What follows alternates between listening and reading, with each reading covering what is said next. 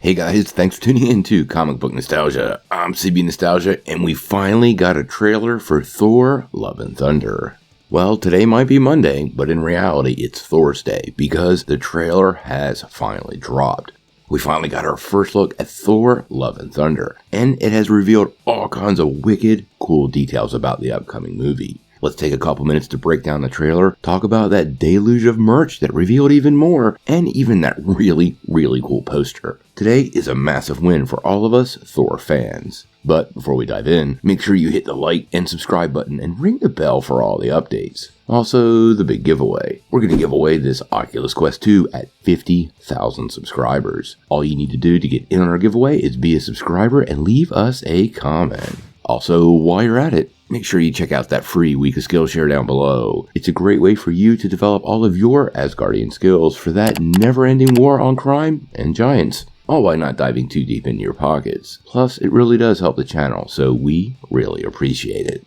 Well, as many of you can tell, I'm pretty excited about this upcoming Thor movie. He has always been one of my favorite characters in the comics, and although the Hemsworth version on screen has varied from the books, I've always had a really good time with the character, and honestly think he has one of the best character arcs in the MCU. Now, earlier today, we got the new trailer, finally, and we got our first look at the upcoming film, and I have to say, it really does look great. It seems to me a turning-the-page type story is being laid out for Thor Odinson. Now, everything I can take from the trailer is going to focus on growth, literally like that forest scene that opens up the cliffs. It appears to me the whole movie is going to focus on Thor trying to reclaim himself, working out with some dead giants, and recovering from what happened during Endgame and focusing on the pursuits of the rest of his journey. There was so much great to pull from the trailer, but I have to say, and I want to call it out specifically, did any of you catch the classic Thor costume there in the forest scene? Yes, it finally does exist on the big screen.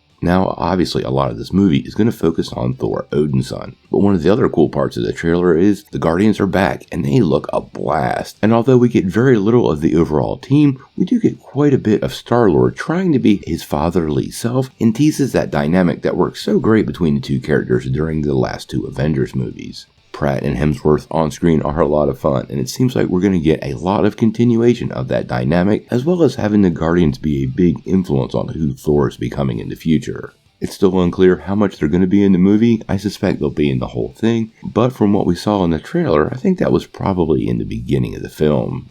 Now, there looks to be a lot from this film that is going to be torn right from the pages of Jason Aaron's comic series. This particular shot stands out. Now, we were told this would take heavily from the series. It's where Gorr hails from, but some of the shots are totally doubling down on that, and after recently rereading a lot of that material, it makes me a little more excited.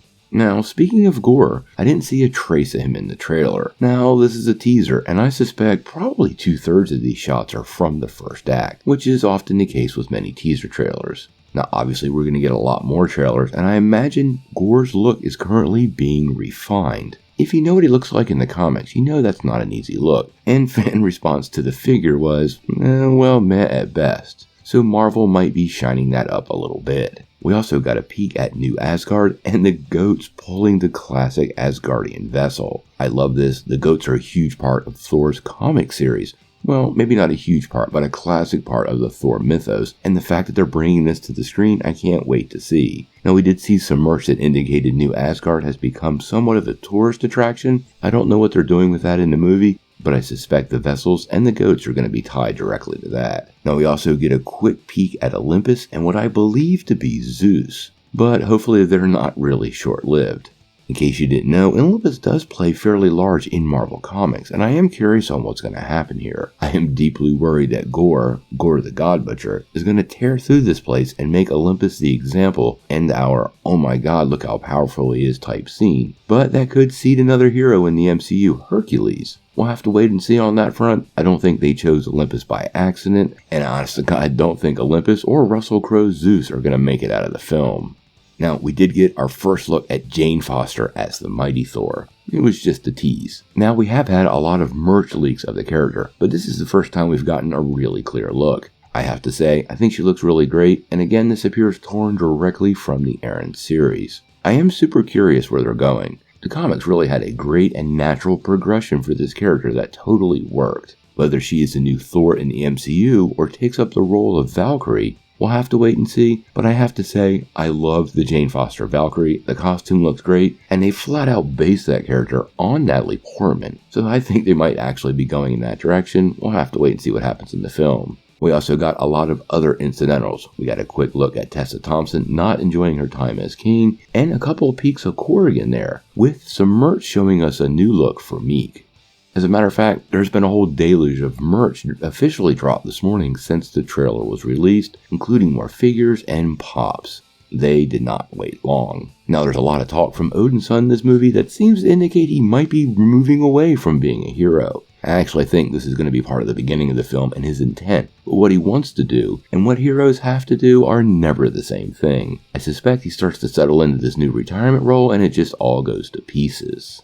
Now the trailer was also accompanied with a poster, and I have to say, it's been a long time since I thought a poster for one of these Marvel movies was really exceptional, and I love this poster. Now, I'm a child of the 80s, and this looks like it was ripped right from that era, but since it's something new, and Thor does appear to be sporting the Thunderstrike outfit, I have to love everything that it's bringing. Now, obviously, we're going to get a ton more stuff for Thor Love and Thunder over the next couple of months. The movie comes out on July the 8th, which means we really don't have that much time before the film releases. We're probably going to get a second trailer with Doctor Strange. That's just a prediction, but we'll have to wait and see. And once that movie clears theaters, it should be nothing but clips and more goodies for Thor until release.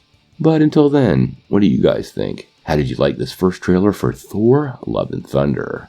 And do you think this is a retirement film for Thor Odinson? I'm not gonna lie, I don't think it is. Sound off in the comments below. If you like this video, make sure you hit like, click subscribe, and if you don't ring that bell, you won't get any updates. Peace.